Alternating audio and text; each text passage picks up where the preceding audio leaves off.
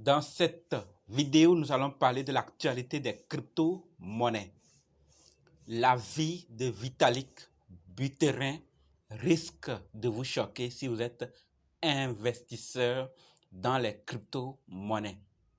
Et également, qu'est-ce qui se passe avec Bybit, avec Bitfart et Cardano et d'autres projets. Si vous êtes intéressé à voir ces nouvelles, continuez. OK? Salut. Ici, c'est la chaîne crypto-monnaie et investissement. Et sur cette chaîne, nous parlons de deux thèmes, les crypto-monnaies en général et quelques business en particulier. Si ces deux thèmes vous intéressent, n'hésitez pas à cliquer sur s'abonner, activer la cloche de notification pour ne rien rater sur toutes les vidéos d'urgence. Et prenez place, car il y a de la place pour tout le monde, y compris vous, quelle que soit votre position géographique. Mille merci à tous ceux qui sont déjà abonnés, qui me laissent des commentaires et qui partagent mes vidéos. Grâce à vous, on a plus de 5900. Merci du soutien. On va aller dans le but maintenant. Mais oui, vous n'avez pas cliqué s'abonner, c'est fait? Ok, c'est parti. Quelles sont les nouvelles? La famille, avant de commencer, sachez que la formation pour analyser, acheter, vendre les crypto-monnaies et les sécuriser vous-même continue. Alors, si vous êtes intéressé, préparez juste un budget de 20 000 francs CFA ou 35 $ ou 30 € et dites je veux ta formation. Ok? On commence. Vraiment, la vie de Vitalik Buterin risque de vous choquer. Donc, restez jusqu'à la fin pour en savoir son avis. Ok? Vous voyez qui actuellement? Cristiano Ronaldo. Qui il est pour vous? Le connaissez-vous où? D'abord, nous savions tous, d'accord? Nous sommes nombreux à le connaître que c'est un joueur et il est l'une des légendes sportives les plus emblématiques de tous les temps. Qu'est-ce qu'il vient faire avec Binance? Un partenariat. D'accord? Donc, Cristiano Ronaldo fait partenariat avec Binance. Pour faire quoi? Est-ce que c'est juste par plaisir? Non. Il aidera Binance. Ce partenariat plutôt va aider à élever encore le statut de Binance au plus haut parmi les utilisateurs du monde entier. Cristiano Ronaldo a une communauté, Binance a une communauté, les deux communautés vont ensemble maintenant travailler. D'accord? Bon, tous les supporters, tous ceux qui sont fans de Cristiano Ronaldo, qui n'y sont pas dans la blockchain ou qui ne connaissent rien des crypto-monnaies, des NFT et tout, vont se demander lorsqu'il va en parler. Donc, vous voyez, donc de la manière dont ils sont fans de lui, c'est de cette manière qu'ils seront fans également des NFT, puisque leur partenariat, c'est pour créer, lancer des NFT. Donc, Cristiano Ronaldo publiera une série de collections de jetons non fongibles NFT sur la plateforme de Binance NFT grâce à ce partenariat pluriannuel. Vous voyez, donc à la manière dont les fans sont, et il y a beaucoup de fans, c'est comme ça aussi il y aura ceux qui vont s'intéresser à ces NFT. Vous voyez, donc plusieurs personnes s'y impliquent dans la blockchain et surtout les NFT, tout le monde fait sa part. Tout le monde fait sa part pour profiter également de cette technologie, pour avoir sa part également dans cette nouvelle technologie que d'autres en ont déjà profité des années et continuent encore de le faire. Donc, si vous êtes et vous avez cette compétence de lancer, de créer même des NFT, je vous dis, vous aurez du blé. Ok? On ferme la parenthèse pour cette nouvelle. On continue avec d'autres. Si vous voulez en savoir plus, allez faire des recherches Cristiano Ronaldo et Binance et vous en saurez ce qui se passe. Voilà, passons maintenant au minage de crypto-monnaies. Voilà, qu'est-ce qui se passe en Iran? Ok, donc sachant que le minage de crypto-monnaies a l'arrêt en Iran. D'accord? Donc l'Iran coupe l'électricité. Il y a un problème d'électricité là-bas. Et donc on avertit aux sociétés de minage de crypto-monnaies qu'on risque de couper l'électricité dans le pays. Donc qu'ils s'apprêtent, ou si la nouvelle est déjà pour sortir, ils doivent chercher où aller ou comment faire pour ne pas être trop affectés par la coupure. Voilà, donc au-delà de ça, désolé pour le bruit plutôt. Alors, nous passons maintenant à une autre nouvelle. Si vous voulez en savoir plus, faites un tour, ok? Sinon, il y a beaucoup d'actualités dont on va parler. Et s'il faut dire tout dans les détails, on risque de nous retrouver demain matin sans finir. Passons au tour de Binance. Le 22 mai, vous vous rappelez très bien que j'en avais parlé ici de Binance qui était accepté en France. Pourquoi? Voilà, donc aujourd'hui, sachons que Binance obtient le PSAN, nous l'avons déjà dit, et subit les restrictions de l'AMF en France. Le 22 mai, il obtient le PSAN et prestataire de services sur actifs numériques. Il a le droit et maintenant, il subit les restrictions de l'AMF en France. Il en avait déjà subi dans d'autres pays et il a dû quitter certains pays. Donc, c'est le tour de la France maintenant qui lui fait subir ces restrictions. Donc, AMF, c'est l'autorité des marchés financiers. Voilà, donc les services tels que contrats à terme futur, des options, des tokens à effet de levier et de l'offre Binance Earn, d'accord, double investing, seront limités dès le 22 août, plutôt le 2 août 2022. OK? Donc, ces services-là seront limités. Il y aura d'autres qui vont fonctionner, mais certains seront limités. Il subit déjà des restrictions en France. Voilà, au-delà de ça, maintenant, nous allons parler de Bitfarm. Et oui, Bitfarm. J'espère que vous avez une fois entendu parler. Eh bien, qu'est-ce que vous en savez? Le saviez-vous que Bitfarm, d'accord, Bitfarm laisse sa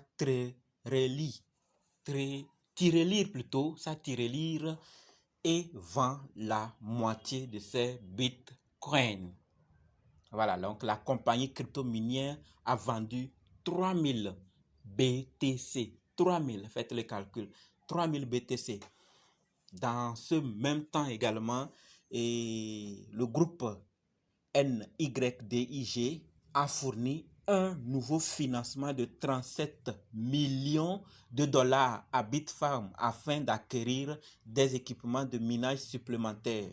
Et également, sachant que Bitfarm a réduit son emprunt de 66 millions de dollars garantis par les CBTC et contractés auprès de Galaxy Digital en le réduisant de 28 millions de dollars. Donc, il reste 38 millions de dollars à rembourser à Galaxy Digital.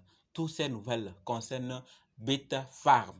D'accord? Bitfarm, société crypto-minière, compagnie crypto-minière dont vous savez qui est cotée sur Nasdaq. Donc, voilà ce qu'elle est en train de faire. Voilà ce qui est en train de se passer avec cette société. Est-ce la fin?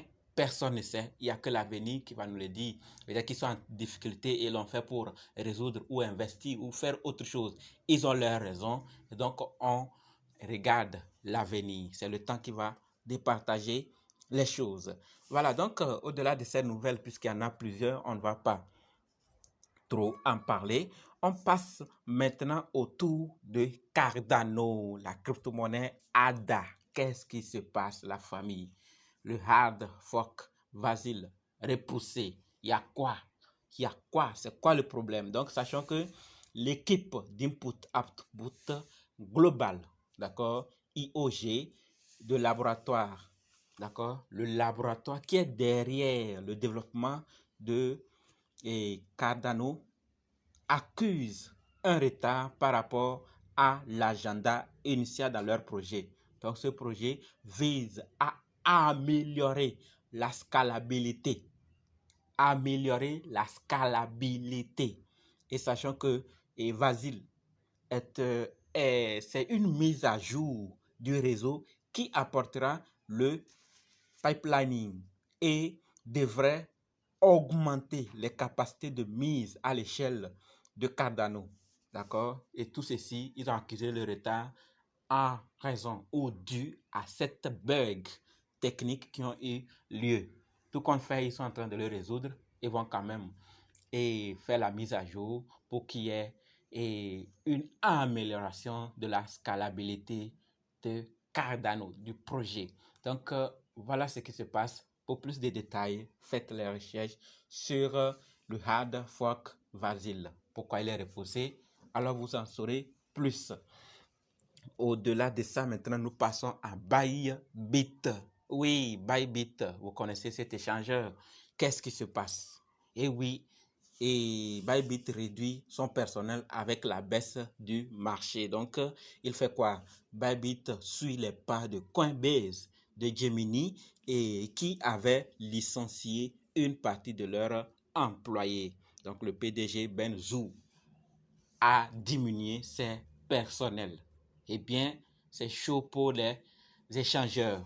Il y en a plusieurs, d'autres même ne feront pas le temps, d'accord? D'autres sont obligés de diminuer leurs employés pour garantir leur pérennité. Oui, oui, oui. Ils vont diminuer leur personnel pour garantir leur pérennité. Eh bien, la famille, ce n'est pas tout. Vous êtes amoureux ou vous aimez créer des NFT, eh bien, Paraswap vient également aux côtés de OpenSea pour nous aider dans la vente ou dans l'activité des NFT. Donc, sachant que Paraswap lance une plateforme NFT avec son application mobile. OK? Donc, Paraswap. Application mobile Paraswap. On va en parler plus de détails tout de suite. Donc, Paraswap, c'est un agrégateur de DEX lancé en septembre 2019 par une équipe de développeurs français. OK, donc l'application était là et le projet était là depuis. Paraswap était là depuis. C'est un DEX. Sûrement, vous l'avez croisé. Alors, il permet d'échanger des crypto-monnaies en profitant de meilleurs taux du marché.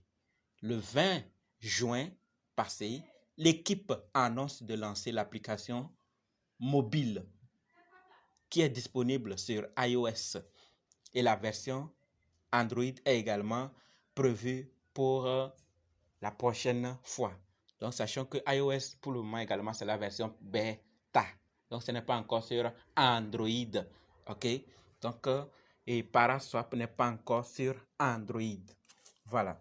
Donc, n'allez pas dire que et vous ne croyez pas ailleurs, Paraswap version Android est téléchargée. Pas encore. Bien la famille, vous êtes restés jusqu'ici et il est temps de connaître l'avis de Vitalik Buterin. Qu'est-ce qu'il dit et pourquoi ça peut risquer ou bien ça peut nous choquer. Voilà donc l'avis de Buterin sur le modèle stock to flow de Bitcoin. Oui, oui, le stock to flow, c'est un modèle popularisé par l'investisseur pseudonyme Plan B. Ce modèle vise à prédire le prix du Bitcoin sur le long terme. Vous voyez, donc le stock to flow, c'est prédire le prix du Bitcoin sur le long terme. Et donc, qu'est-ce qui se passe? C'est le rapport entre le stock, la quantité de réserves existantes plutôt, et le flow, c'est le taux annuel de production. Donc, selon S2F, le Bitcoin devrait être à 100 000 $. Et qu'est-ce que vous voyez aujourd'hui? Autour de 20 000 $. Ça veut dire que cette manière de prédire les prix ont leurs limites. C'est défaillant et l'équipe est chose. Vitalik Buterin dit quelque chose qu'on va voir tout de suite. Il dit: je sais qu'il est impoli de jubiler et tout ça, mais je pense que les modèles financiers qui donnent aux gens un faux sentiment de certitude et de prédestination que les chiffres ne vont cesser d'augmenter sont nuisibles. Vous voyez, donc qui donnent le sentiment de certitude et de prédestination que les chiffres ne sont ne vont cesser d'augmenter, sont nuisibles et méritent toutes les moqueries qu'ils reçoivent. J'espère que vous avez compris. Donc, il parle de ceux qui donnent et prédictions et que ceux qui prédisent le prix du Bitcoin à tel dollar, à telle année, sur le long terme. C'est de qu'on parle, ils méritent la moquerie dont on les fait aujourd'hui. Voilà son avis. Et donc, il y a de quoi se poser des questions. Voilà. Comment Vitalik Buterin, grand homme, peut dire cela, n'est-ce pas? Vous allez vous demander. Non. Il y a certaines personnes qui prédisent sans toutefois compter sur les avis parce que la famille, l'information et parfois conduit la tendance. Vous pouvez voir que ça va, et d'après les courbes, d'après les graphiques, ça va être telle chose, mais l'information qui tombe de tel gouvernement ou de telle société ou de tel milieu peut toutefois renverser la tendance. Donc, faisons beaucoup attention et contentons-nous surtout. Et aussi, si vous voulez, vous travaillez sur les graphiques, mais beaucoup sur l'information qui se passe afin d'être au courant vraiment pour anticiper les choses. Qui aurait prédit que le Bitcoin sera à ce niveau? Voilà, qui est en train de descendre. Ce n'est qu'en descendant que beaucoup sont en train de dire que ça peut. Oui, ça va descendre ou ça ne va pas descendre. Tout compte fait, on sait qu'on a en crypto-monnaie, mais prédit excessivement sans toutefois compter sur les mauvaises nouvelles qui peuvent arriver du jour au lendemain. Alors, il faut faire beaucoup attention. Voilà pourquoi on dit: mettez ce que vous êtes prêt à perdre, car l'information peut tout détruire à tout moment. Nous avons vu ce qui est arrivé à Luna. Donc, la famille, c'est tout pour la vidéo. On va se donner rendez-vous dans d'autres vidéos et dans les commentaires. Merci.